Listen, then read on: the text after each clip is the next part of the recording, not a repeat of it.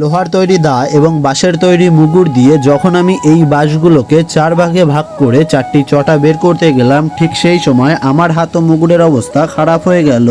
Hey hello everyone, কেমন আছো তোমরা সবাই? এই যে বাঁশগুলো আমরা আমাদের ঝাড়ের থেকে সকালবেলায় কেটে নিয়ে এসেছিলাম একটি মাচা তৈরি করার জন্য, এবং সেই মাচাটি এই বৃষ্টির সময় আমাদের বাড়ির সামনে রাস্তার ওপরে দিয়ে সেই মাচার ওপর দিয়ে যাতে আমরা আমাদের টোটো গাড়িটা ভালোভাবে বের করতে পারি।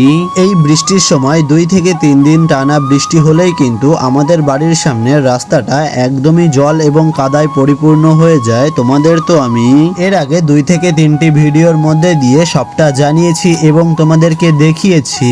তোমরা যদি সেই ভিডিওগুলো না দেখে থাকো তাহলে এই ভিডিওর শেষে এই চ্যানেল থেকে অথবা এই পেজ থেকেই তোমরা সেই ভিডিওগুলো দেখে আসতে পারো।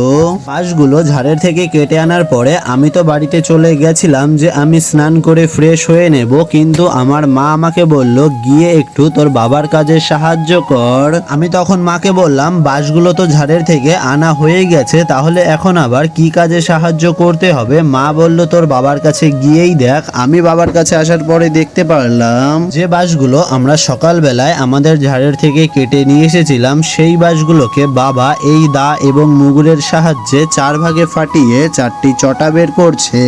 এইদিকে বাড়িতে থাকাকালীনই মা আমাকে বলেছিল তোর বাবার হাতে কিছুদিন থেকে ব্যথা করছে, তাই তুই গিয়ে তোর বাবার কাজে সাহায্য কর। আমি আসার পরে বাবাকে বললাম আমার কাছে দাও, আমি এই বাঁশগুলোকে ফাটিয়ে 4 ভাগে ভাগ করে 4টি চটা বের করে দিচ্ছি। আমার কথা মতো বাবা তো আমার হাতে দায়িত্বটা তুলে দিয়েছিল, কিন্তু কথাটি বলার সময় আমি একটুও বুঝতে পেরেছিলাম না যে এই বাঁশের চটাগুলো বের করতে গিয়ে আমার এতটা পরিমাণে কষ্ট হবে। তোমাদের সাথে সব কথা শেয়ার করতে করতে কিন্তু আমার সমস্ত বাঁশের চটাগুলো করা কমপ্লিট হয়ে গেছে। আর এই দিকে বাঁশের মুগুরটার অবস্থা একটু দেখো। দাটি হয়তো লোহা দিয়ে তৈরি করা, সেই কারণে দায়ের কোনো রকম ক্ষতি হয়নি, কিন্তু এই বাঁশের মুগুরের থেকে যে পরিমাণে চটা উঠেছিল তোমরা তো বুঝতেই পারছো।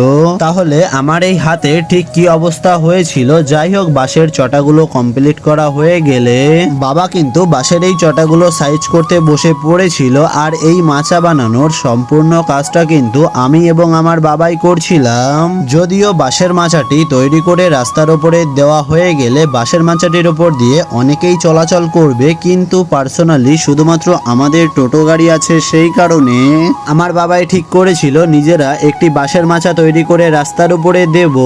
2 থেকে 3টে বাঁশের চটা সাইজ করার পরে আমার হাতে যন্ত্রণা করছিল, তাই বাবার হাতেই কাজটি ছেড়ে দিয়ে আমি আজকের মতো ছুটি নিয়ে নিয়েছিলাম কাজের থেকে। আমি কাজ করার সময় ভিডিওগুলো করে দেওয়ার জন্য আমি লম্বু ভাইকে ডেকে নিয়েছিলাম।